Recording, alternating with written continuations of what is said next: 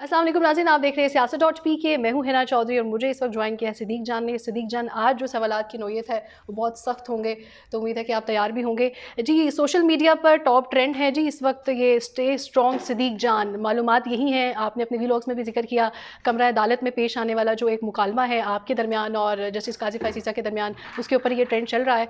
तो सबसे पहला सवाल तो आपसे ये है कि सपोर्ट में तो लोग बात कर रहे हैं, लेकिन वहीं पर हमने देखा कि कुछ सारिफीन की तरफ से ये भी मौक़िफ़ इख्तियार किया गया, क्योंकि सिद्दीक जान आपको समहाउ एक ऐसे कंसिडर किया जाता है कि पाकिस्तान तहरीक इंसाफ के साथ आपकी कुछ सियासी हमदर्दियाँ हैं, वहीं पर जस्टिस काजी फ़ाइज़ ईसा को एंटी गवर्नमेंट और एंटी एस्टेब्लिशमेंट समझा जाता है। तो आपको लगता है ये मुकालमे की बड़ी वजह ये सियासी इख्तिलाफात और सियासी नज़रियात हैं? देखिए, मसला ये है कि एक चीज़ वहाँ पर ऐसी हुई इसके बैकग्राउंड में जो मैं नहीं बताना चाहता, इसलिए कि वो कोई ऐसा एक मामला था जो कि पब्लिक नहीं हुआ। एक ऐसा समझे कॉन्फिडेंशियल मीटिंग का एक ऐसा मामला है कि उसकी वजह से भी थोड़ा सा उस दिन एक मामले में तलखी आई।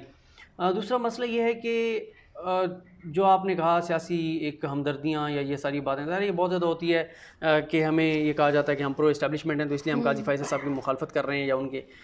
देखिए, दो चीज़ें जिस पर मैं रात तफसील से बात कर चुका हूँ, लेकिन मुख्तसर तौर पर इसमें कुछ नई चीज़ें पे बात करते हैं। एक है रिपोर्टिंग, उसमें तो कोई मार्जिन नहीं होता, जो जज ने कहा, जो वकील ने कहा, वो आपने बताना है। काजी साहब जो मेरे ऊपर गुस्सा हुए वो इस पे नहीं हुए कि मैंने कहीं पे ये कहा हो कि काजी फ़ाइज़ ईसा साहब को जो है वो ओहदे से बरतरफ कर दीजिए। मैंने कहीं नहीं कहा, आप मेरी किसी वीडियो में दिखाएं। मैंने कहीं नहीं कहा कि काजी फ़ाइज़ साहब ने मनी लॉन्ड्रिंग करके जायदादें बनाई हैं, मैंने कहीं नहीं कहा। मैंने कहीं नहीं कहा कि काजी फ़ाइज़ साहब ने फैसले करते हुए करप्शन की पैसा लिया, पैसे लेकर और फैसले दिया और उन पैसों से ये लिया, मैंने कहीं नहीं कहा। एक जुमला मेरा ये दिखा दें, मैंने ये जो जुमले अभी कहे कहीं कहे हों, एक जगह पे दिखा दे, नहीं गए।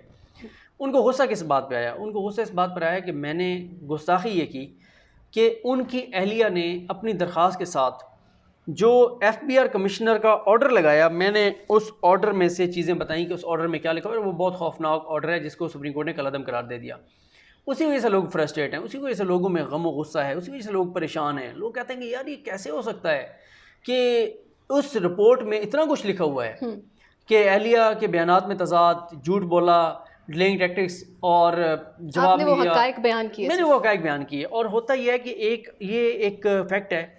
एक है कि मैं जनरल आपके ऊपर इल्ज़ामात लगाता रहूँ, किसी के ऊपर लगाता रहूँ, उससे इतना फ़र्क नहीं पड़ता। हाँ यार ठीक है, करता रहे, क्योंकि गुस्सा उस वक्त ज़्यादा आता है जब आप किसी के ऊपर स्पेसिफिक उसके बारे में वो बात करें जो वाकई हो, उसके फाइनेंशियल मामलात। अब अकाउंट उनका लिखा हुआ है कि 2018 तक उन्होंने पोशीदा रखा, तो इस वजह से वो गुस्सा आया। फिर हमारे यहाँ ना ये खुशामदी टोला होता है, ये खुशामदी टोला है जो जिनको काजी साहब बहुत पसंद करते हैं। और लेकिन ये हर हुकूमत में खुशामदी टोला होता है और उसकी तनकीद भी होती है। देखें, लेकिन जब तक वो आपकी सपोर्ट में है तब तक यू आर ओके। देखें, मैं वही आपको अर्ज़ कर रहा हूँ ना कि देखें, एक है कि अगर तो मैंने जैसे कहा कि मैंने उनके ऊपर कोई ज़ाती हमले किए थे तो बिल्कुल गलत था, लेकिन मैंने तो फैक्ट्स बताया ना। या तो वो कहें कि ये चीज़ें नहीं थी, बुरा मना गए वो, ठीक है, वो बुरा मान गए। सच कड़वा होता है, असल में ये मसला होता है। दूसरी बात यह है कि अच्छा फिर एक और होता है, ठीक है चलें, वो मुझे समझते हैं कि मैं हुकूमत के खुशामदी टोले में से हूँ, या वो समझते हैं कि मैं उनका कह रहा हूँ कि उनको अगर कहें कि वो समझते हैं कि मैं हुकूमत के खुशामदी टोले में से हूँ या मैं फ़ौज के खुशामदी टोले में से हूँ, तो वो खुद भी तो जिन लोगों को प्रमोट कर रहे हैं वो क्या है, जिनको वो खबरें खुद देते हैं या दिलवाते हैं, जारी करते हैं या करवाते हैं, डॉक्यूमेंट्स देते हैं या दिलवाते हैं, तारीफ़ें करते हैं या करवाते हैं, तो वो क्या है। और मैं एक चीज़ आपको कह रहा हूँ ना कि ये सुनने वालों के सामने मैं कह रहा हूँ, मेरा चैलेंज है कि जिन लोगों को वो प्रमोट कर रहे हैं ना काजी फ़ाइज़ साहब, और जिनको वो पसंद करते हैं, उनके आप देख लें चीज़ें, और जितने उन्होंने जजेस के ऊपर जो एंटी काजी फ़ाइज़ साहब समझे जाते हैं, यानी जिन्होंने उनके खिलाफ फैसला दिया, एंटी से मुराद है कि उनके खिलाफ फैसला दिया, उनके ऊपर जो उन्होंने ज़ाती हमले किए, आप निकाल के देख लें क्या किस तरह के उन्होंने उनके ऊपर ज़ाती हमले किए।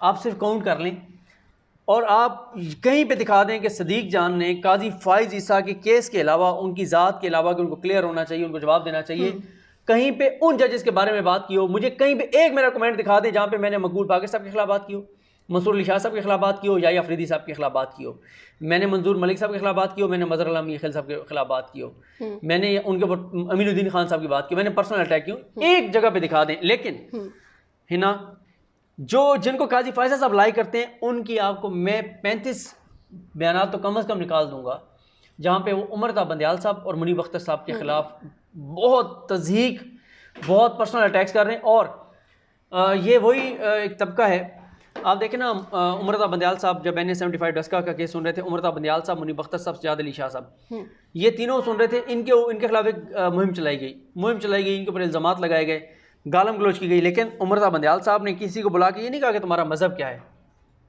तुम मुसलमान हो। उन्होंने नून लीग के उस बिलो द बेल्ट ट्रेंड के बावजूद मेरिट पे इंसाफ में मबनी फैसला दिया, कान नहीं धरे मेरे खिलाफ क्या कह रहे हैं, और उन्होंने नून लीग के हक में फैसला। अच्छा सिद्दीक जान, ये जो आपकी पूरी स्टेटमेंट है, इससे तो बज़ाहिर तौर पर ये ज़ाहिर हो रहा है कि शायद आप ये एक्सेप्ट कर चुके हैं या आप ये बताना चाह रहे हैं कि जस्टिस काजी फ़ाइज़ ईसा का इसमें अमल दखल कम है इन स्टेटमेंट्स में। जो आपने एक वर्ड यूज़ किया था कि तज़हीक में रवैया था, तकब्बुराना अंदाज़ था, इसमें ज़्यादा जो इनपुट है वो उस खुशामती टोले की है, क्योंकि personally he don't know you.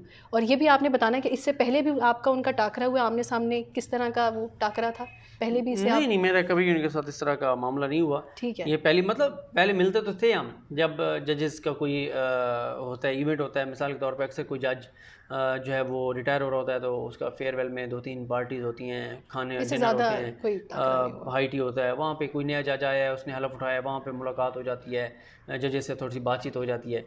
मैं है ना आपको एक चीज़ बताऊँ, मेरी कभी भी कोशिश नहीं रही कि मैं किसी जज के साथ कोई पर्सनल ताल्लुक बनाने की कोशिश करूँ। मैं किसी जज का नंबर लूँ, उससे मोबाइल पे बात करने की कोशिश करूँ। हालांकि कुछ जजेस हैं जो कहते हैं कि हम आपको सुनते हैं, लेकिन कभी नहीं कोशिश की। और नहीं, आप सिद्दीक जान खुद हमारे चैनल पे वीडियोस करते हैं, अपने चैनल पे व्लॉग्स भी करते हैं, तो आप उन रिपोर्टर्स में माशाल्लाह कंसिडर किए जाते हैं जिनको कहा जाता है कि हक़ाइक़ बेस्ड बात करते हैं, फैक्ट बेस्ड जिनकी बातें होती हैं। सिद्दीक जान, आपने खुद अभी स्टेटमेंट्स का जिक्र किया, जो सवालात सख्त आपने पूछा उन्होंने अंदाज़ में इसमें कि आप मुसलमान हैं, सच बोलना। तो एक आम बंदे के जहन में होता है कि कोई अगर मुझसे पूछेगा, एक आम इंसान, आम मुसलमान के तौर पे, कि बीइंग अ मुस्लिम, आप मुस्लिम हैं और सच बोला करें, तो इतनी तरगीब देना, इतना इंसल्टेड क्यों फील हुआ आपको? अच्छा, एक होता है कि आपको कहा जाए कि यार आप मुसलमान हैं, आप सच बोला करें, ठीक है। एक होता है मुसलमान हो, इसमें और उसमें फ़र्क है। एक बंदे का अंदाज ही ऐसा है गुफ्तगू करने का हर एक से, तो उसको आप क्या कहेंगे?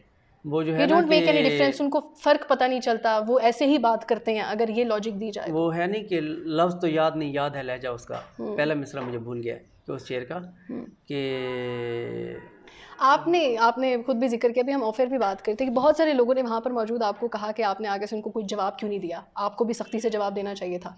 तो आपका रिस्पांस यही था कि नहीं ठीक है, मैंने बड़े एहतराम किया मैंने। तो अभी हमारे प्लेटफॉर्म से आप कोई मामला सुलझाने की कोशिश करेंगे, क्योंकि अभी जो एक हाइप भी क्रिएट हो गई एक तरफ से कि भाई ये मसला हो गया, शायद कोई बहुत बड़ा झगड़ा हो गया। नहीं, मेरी उनके साथ ज़ाती कोई लड़ाई नहीं है, वो सुप्रीम कोर्ट के जज हैं, मेरी क्या औकात है। वो 22 करोड़ में से वो उन 17 लोगों में से एक हैं जो लोगों की ज़िंदगी और मौत के फैसले करते हैं। हमारी जुडिशरी शिकायत करने की इजाज़त देती है, ठीक है। वो जिसको कहते हैं कि इसको सज़ाए मौत है तो सज़ाए मौत ख़त्म, उस बंदे ने फांसी लगनी ही लगनी, जिसको बरी करते हैं वो बरी हो गया। जिसके बड़े बड़े फैसले वो करते हैं, तो हमारी उनके सामने क्या औकात है। मेरी ना उनके साथ कोई पर्सनल लड़ाई है। मैंने तो एक चीज़ थी जो रिपोर्ट में था वो बताया है, जो और चीज़ें वो भी बताएंगे।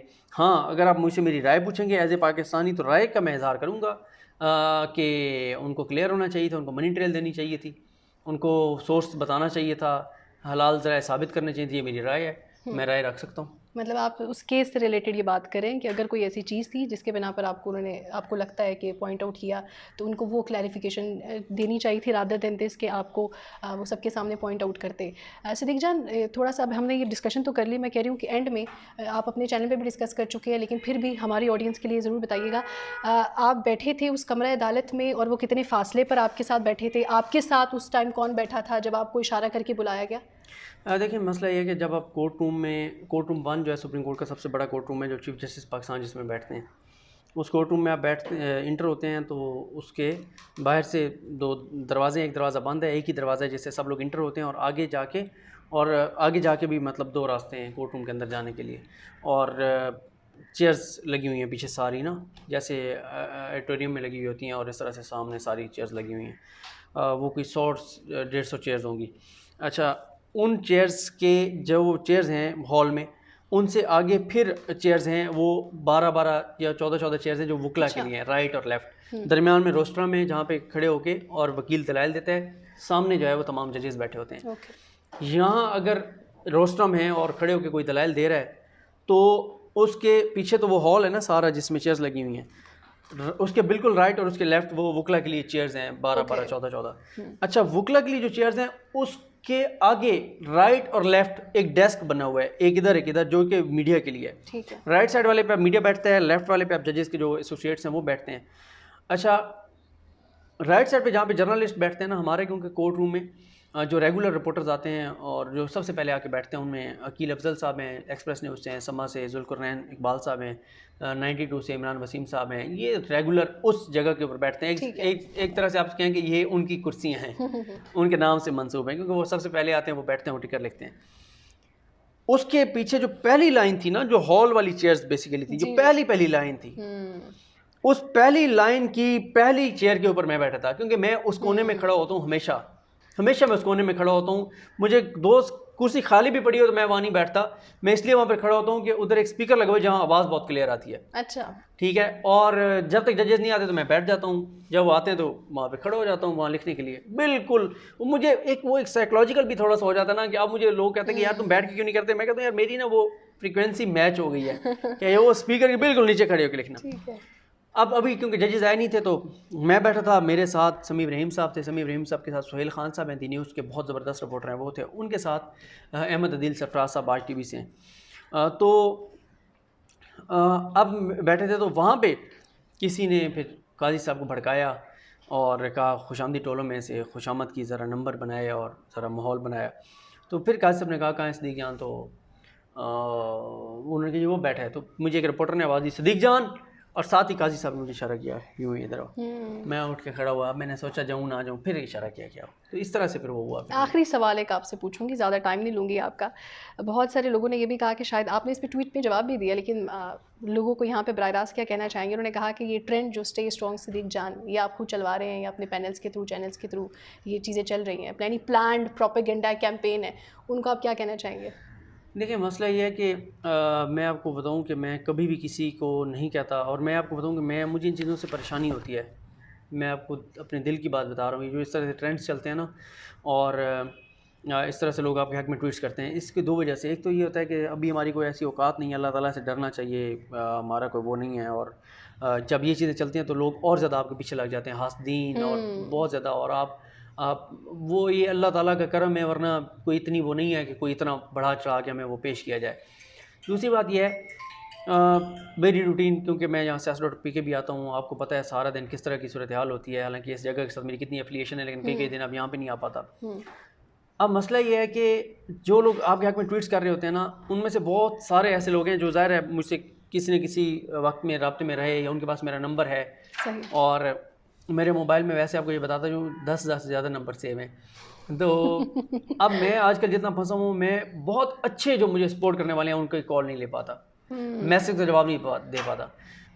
हर जो आपके साथ है ना वो आपके साथ रहेंगे। अच्छा, कुछ कॉल पिक करेंगे, मैसेज ना। कुछ रोज़ बाद मैं ना, जब मुझे नफसियाती तौर पे एक मसला होने लग जाता है ना कि अनरीड जो मैसेज हैं व्हाट्सएप के, वो 1000 से क्रॉस हो गए, फिर मैं एक ही बार सेलेक्ट ऑल करके और मार कर देता हूँ कि बस ये मतलब पड़े गए। अच्छा, अब मैं कहता हूँ कि यार जो लोग आपको इतना सपोर्ट कर रहे हैं, आपके हक़ में ट्वीट्स कर रहे हैं, कल को वो कॉल करें, आप कॉल ना ले सकें, बात ना कर सकें, कई लोग बहुत ज़्यादा, तो ये चीज़ें मुझे बोझ महसूस होता है कि यार ये, लेकिन लोगों की मोहब्बत है, उनकी ज़रा नवाजी है, वो सपोर्ट करते हैं। और जब तक उनको ये लगेगा कि हम ठीक रिपोर्टिंग कर रहे हैं, सपोर्ट करेंगे। जिस दिन उन्हें लगेगा कि हम कंप्रोमाइज़ करने लगे हैं, पीछे हटने लग गए हैं, डर गए हैं, या कहीं से कोई बिल्कुल माल पानी वाला मामला हो गया, पाकिस्तान की जो आवाम है ना वो भी हकीकत पसंद है और हकीकत को पसंद करती है। बहुत शुक्रिया सदीक जान हमारे साथ मौजूद है, तफसीलन आगाह किया उस मुकालमे के हवाले से।